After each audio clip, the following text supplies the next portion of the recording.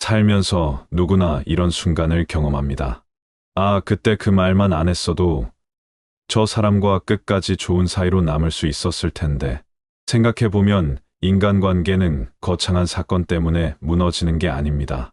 오히려 소소한 말 한마디가 평생의 인연을 단번에 끊어버리기도 하죠.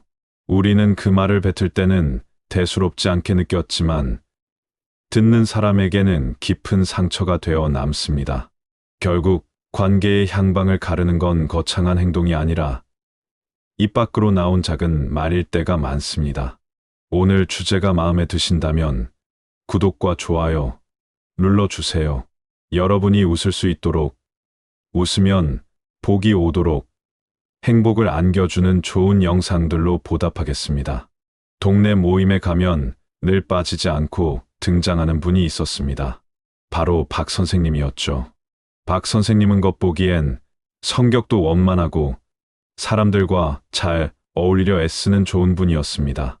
언제나 인사성 밝고 모임이 끝날 때마다 회비도 넉넉히 내곤 했습니다. 그런 모습 때문에 초반에는 모임 사람들에게 신망도 두텁고 인기도 있었습니다. 그런데 이상하게 시간이 지나면서 모임 사람들 하나둘이 박 선생님을 피하기 시작했습니다. 자리 배치가 바뀌면 박 선생님 옆에는 사람들이 앉으려 하지 않았고, 카톡방에서 약속을 잡을 때도 그날은 바빠서라며 슬쩍 빠져나가는 경우가 많아졌습니다. 대체 왜일까요? 겉보기에는 별 문제가 없어 보이는데 알고 보면 이유는 아주 단순했습니다. 박 선생님은 만날 때마다 빠지지 않고 자식 자랑을 늘어놓았던 겁니다. 우리 아들이 이번에 서울대에 합격했어. 우리 딸은 이번에 대기업에 들어갔어. 다들 알지? 투자은행. 요즘 얼마나 인기 있는지. 한두 번은 축하할 만한 소식이었고, 듣는 사람들도 진심으로 와, 정말 대단하시네요 하며 박수를 쳐주었습니다. 하지만 그게 매번 이어지니 분위기는 점점 달라졌습니다. 듣는 사람 중에는 사정이 각기 달랐습니다.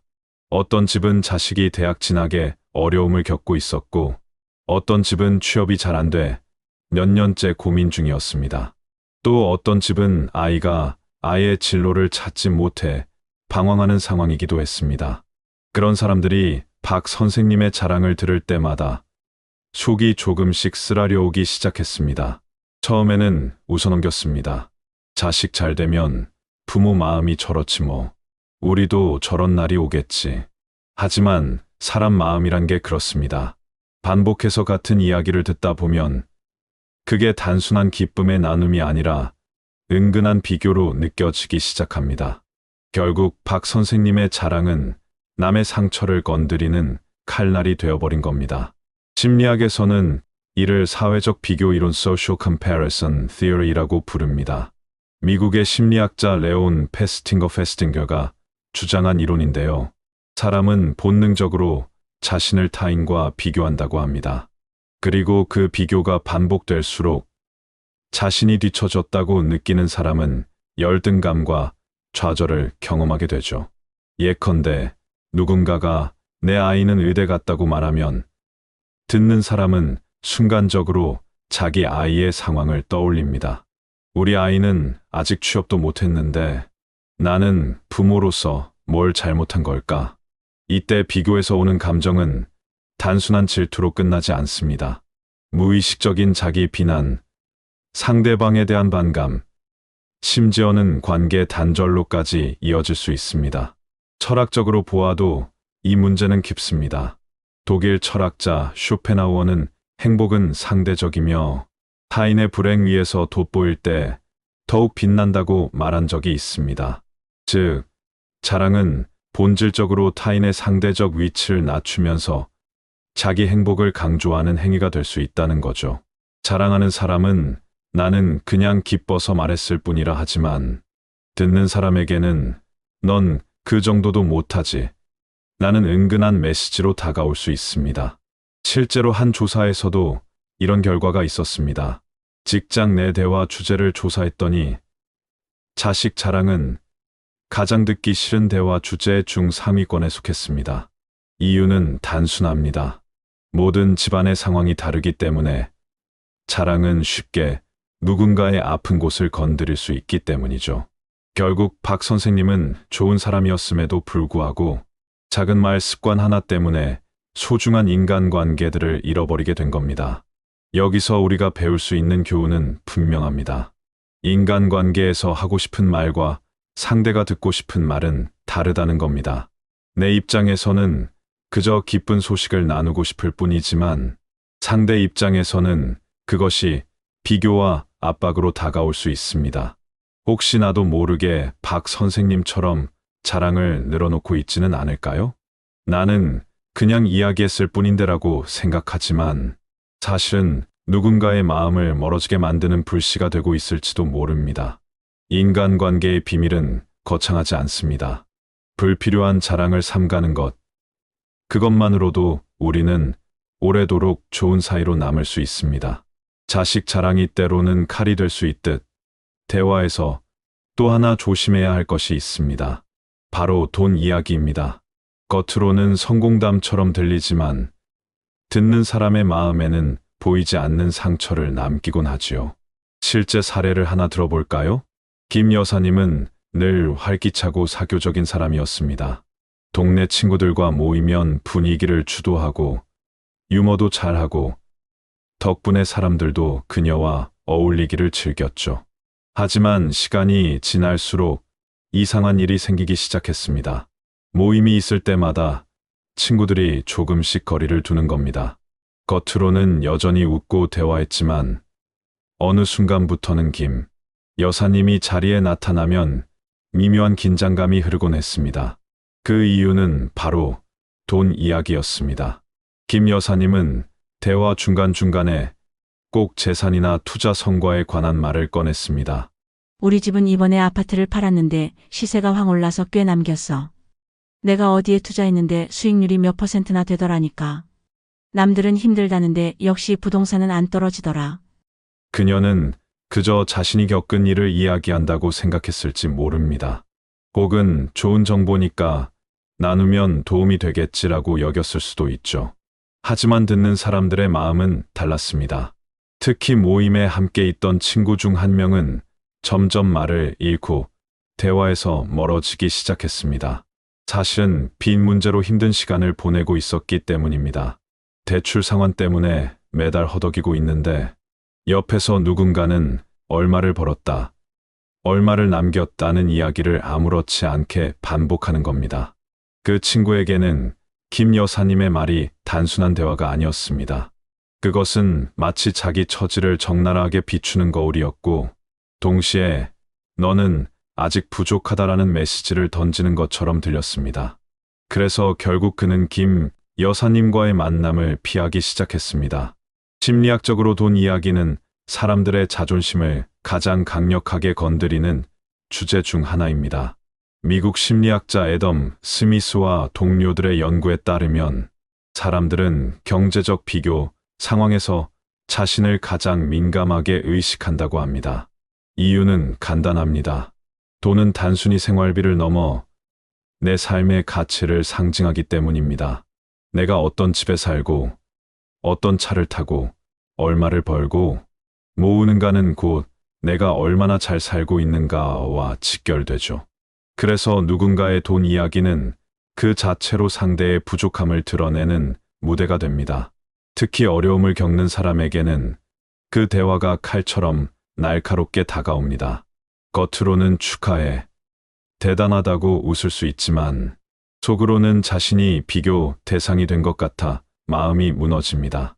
이런 상황은 상대방이 나를 무시하려는 의도가 없음에도 불구하고 발생합니다. 김 여사님 역시 친구를 깎아내리려는 마음은 없었을 겁니다. 하지만 돈이라는 주제는 그만큼 예민하고 민감해서 작은 언급만으로도 듣는 사람의 마음을 크게 흔듭니다. 사회심리학에서는 이를 이협적 비교라고 설명합니다. 비교 대상이 너무 직접적이거나 삶의 핵심을 건드릴 때 사람은 방어적으로 반응하거나 관계를 회피하게 됩니다. 돈 이야기는 바로 그런 위협적 비교의 대표적인 사례죠. 결국 관계는 단순한 사실 전달이나 정보, 공유보다 그 말이 상대에게 어떻게 다가갈까를 고민하는 데서 지켜집니다.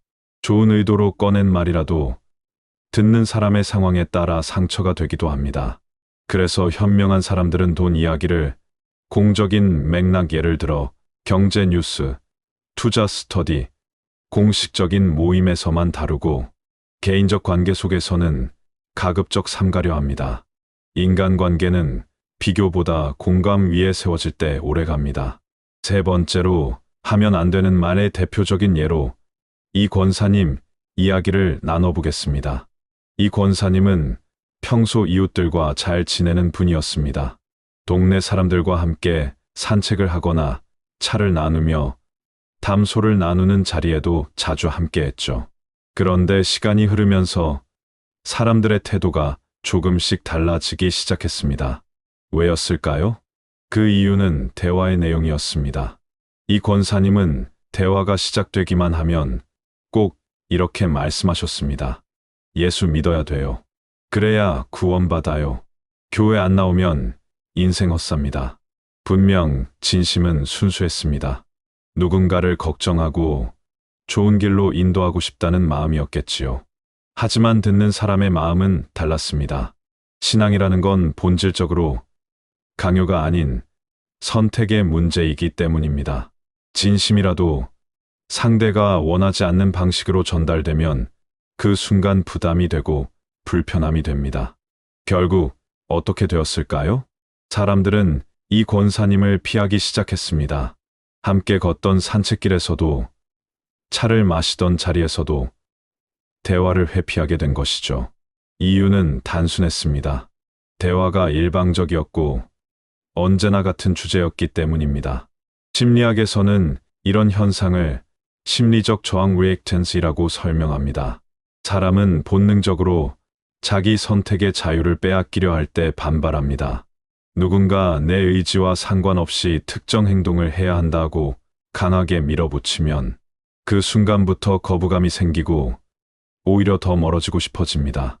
아무리 좋은 것이라도 강요가 되는 순간 선물이 아니라 짐이 되어버립니다. 신앙도 그렇습니다. 원래는 누군가의 삶을 풍요롭게 하고 따뜻하게 해주는 힘인데 억지로 권해지는 순간 관계를 무너뜨리는 칼이 될 수 있습니다. 여기서 중요한 교훈이 있습니다.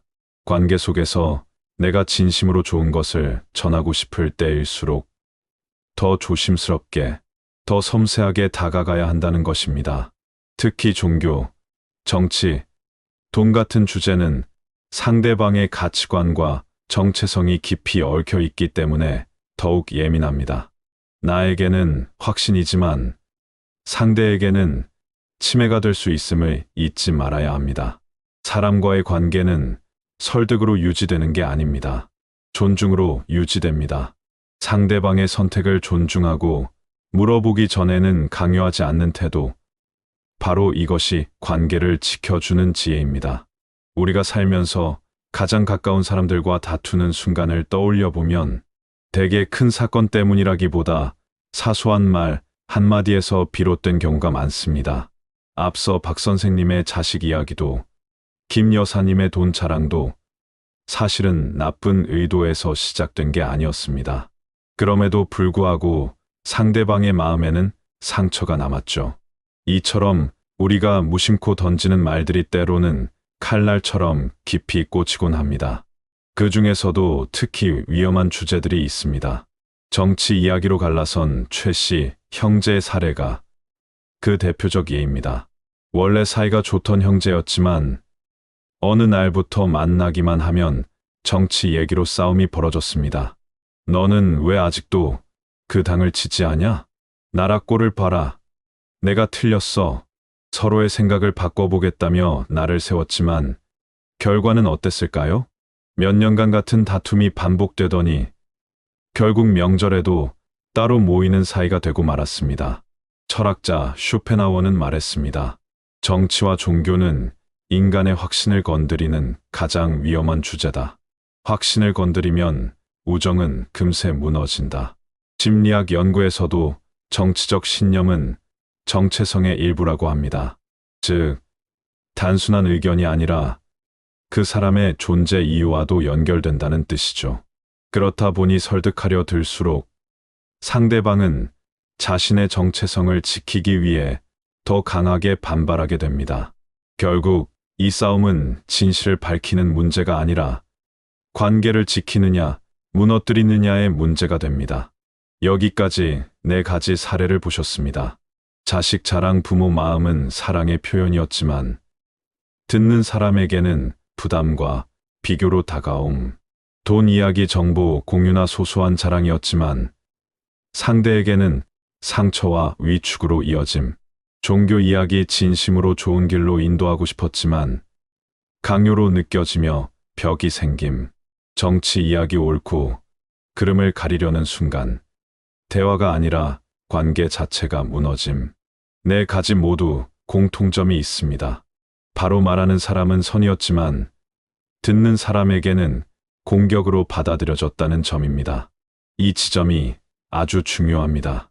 대부분의 가족 갈등, 친구 갈등이 바로 이 패턴에서 비롯됩니다. 나는 그냥 좋은 마음으로 진심으로 말했을 뿐인데 상대는 나를 무시했다, 나를 깎아내렸다라고 느끼는 거죠.